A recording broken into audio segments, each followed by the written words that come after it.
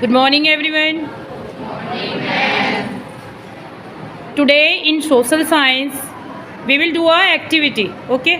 आज जो हमारा सामाजिक सब्जेक्ट है उसमें भी हमारा एक उपविषय होता है उसका इतिहास, हिस्ट्री। उसमें हमारे भैया बहन एक एक्टिविटी करेंगे। तो एक्टिविटी से पहले वो किस चैप्टर से रिलेटेड एक्टिविटी है या वो क्या पार्ट है, उसका विषय क्या है, वो मैं आप सभी को बताना चाहूँगी। टॉपिक है व्यापार से साम्राज्य तक कंपनी की सत्ता स्थापित होती है।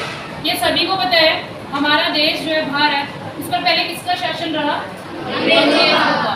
अंग्रेजों ने हमारे देश को गुलाम बना लिया था। अब ये क्या रीज़न रहा, कैसे उन्होंने भारत में प्रवेश किया, और वो संख्या में कम थे और फिर भी उन्होंने हमारे देश पर क्या किया, कोई आक्रमण भी नहीं किया और हमारे देश को अपना गुलाम बना लिया। तो इस बारे में कि कैसे वो एक कंपनी के थ्रू हमारे भारत में आए थे। एक ईस्ट इंडिया कंपनी जो एक व्यापारिक कंपनी थी, वो भारत में व्यापार करने के उद्देश्य से आई थी, और कैसे कैसे धीरे धीरे उसने क्या किया, व्यापार के साथ साथ हमारे जितना भी पॉलिटिकल सिस्टम था, राजनीतिक क्षेत्र जो था, उस पर कैसे अपना उसने धीरे धीरे कब्जा कर लिया। तो इसके बारे में ही एक एक्टिविटी के थ्रू आज हमारे भैया बहन जो है आप सभी को बताएंगे। My topic is पूर्व में ईस्ट इंडिया कंपनी का आना। सन 1600 में ईस्ट इंडिया कंपनी की महारानी एलिजाबेथ प्रथम ने चार्टर हासिल किया, जिससे यूरोप के अधिकारी को पूर्व में व्यापार करने की अनुमति दी गई, इस चार्टर से समुद्र पार कर नए इलाकों को खंगाला जा सकता था। वह सस्ती कीमतों पर चीजें खरीदकर यूरोप में ऊंची कीमतों पर बेचा करते थे। My topic is East India Company मंगल व्यापार।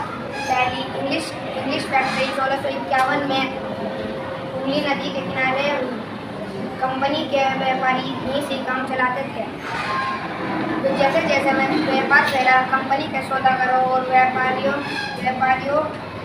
को कंपनी के आसपास आकर बसने के लिए प्रेरित किया।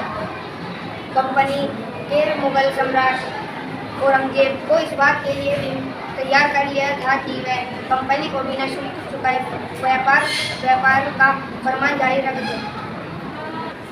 Hello everyone, my topic is Plassey का यह युद्ध 23 जून 1757 को हुआ था, जिसमें एक और ईस्ट इंडिया कंपनी की सेना थी तो दूसरी ओर बंगाल के नवाब की सेना थी। कंपनी की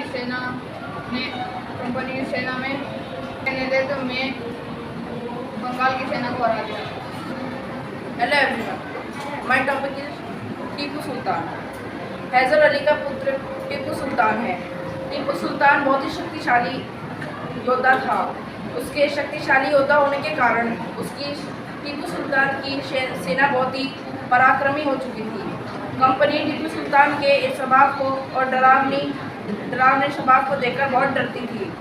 टीपू सुल्तान अपनी राजधानी को बचाते बचाते मारा गया। My topic is महाभियोग। जब इंग्लैंड के हाउस ऑफ कॉमन्स में किसी व्यक्ति के साथ दुरासन का आरोप लगाया जाता था तो उस व्यक्ति पर मुकदमा चलता था, उसे महाभियोग माना। Hello everyone, my topic is विलय नीति। लॉर्ड डलहौजी ने एक नई नीति अपनाई जिसे विलय नीति का नाम दिया।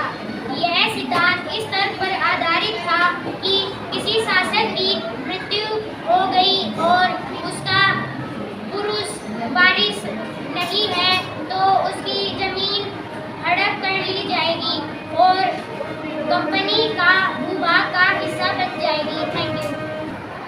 तो अभी आपने देखा भैया बहनों ने कैसे अपने अपने टॉपिक प्रिपेयर किए थे और उन्होंने बताया कि कैसे कंपनी भारत में आई, प्रवेश किया, बंगाल पर उसने अपना कैसे नियंत्रण किया, विलय नीति क्या थी, महाभियोग किसे कहते हैं, टीपू सुल्तान कौन था।